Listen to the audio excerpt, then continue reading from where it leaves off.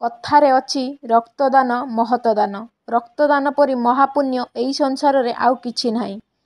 जड़े सुस्थ मनीष आउ जड़े असुस्थ मनीष को रक्तदान करी तार जीवन बंचाइब। यह महापुण्य नुहे तो आउ कौन। आपण जानिथिबे गुटिए बुंदा रक्तरे प्राय 3.5 मिलियन लुहित रक्तकणिका थाए। सेमानकर आयुष मात्र 120 दिन। सुतरां जड़े लोक रक्तदान करू कि न करू एही लुहित रक्तकणिका निर्दिष्ट समय सीमा पर आपे आपे नष्ट हो जाए। तेणु सबुठारु भल हेब जनकु रक्तदान करिबा पई गुटिए मूल्यवान जीवन रक्षा होई परिबो। जहा द्वारा भगवान रक्तदाता उपरे संतुष्ट होई ताको अजस्र आशीर्वाद मध्य प्रदान करिथांती। वर्तमान आम भारत जनसंख्या दृष्टि पृथ्वी रे द्वितीय। लोकंकर आवश्यकता को पूर्ण करिबा पई सही अनुसार सड़क पथ उड़ाजहाज पानी जहाज rail motor truck car bus motorcycle आदि सही परिमाण रे बढ़ी बढ़ी चली। तेणु भारत में प्रति मुहूर्त प्रति सेकेंड रे दुर्घटनार वृद्धि पाइबारे लागिछि। रक्त मुख्यतः रक्तहीन रोगी एक्सीडेंट रे पड़िथिबा व्यक्ति युद्ध रे आहत होइथिबा सैनिक मानक पई दरकार होइथाए। रक्तदान द्वारा गोटिए मनीषर मूल्यवान जीवन बंचा जाई पारिथाए। एही रक्तदान दबा पई जने लोकर बयस 16 रु 60 वर्ष होइथिबा दरकार।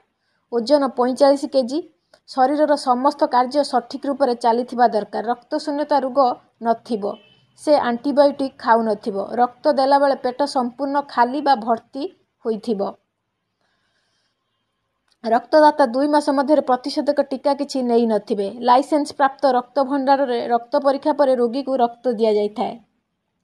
एहा छड़ा फ्रेंड्स केतेक लोकंकर धारणा थाए जे रक्तदान कले शरीर दुर्बल होइजिवो, किंतु एहा भ्रांत धारणा।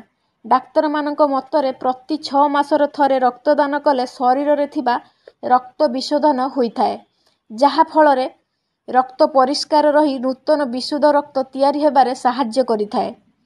रक्तदाता जेपरी कामल रोग एड्स रोगर भूताणु किंबा अन्य कोनोसी संक्रामक रोग भूताणु नथिबे। रक्तदातांक रक्त विशुद्ध होइथिबा दरकार। रक्तदाता हिमोग्लोबिन रो परिमाण सठिक भाव में निरूपण करि सारिबा परे खाली पेटरे रक्तदान करबा एकांत अपरिहार्य। एहा व्यतीत रक्तदान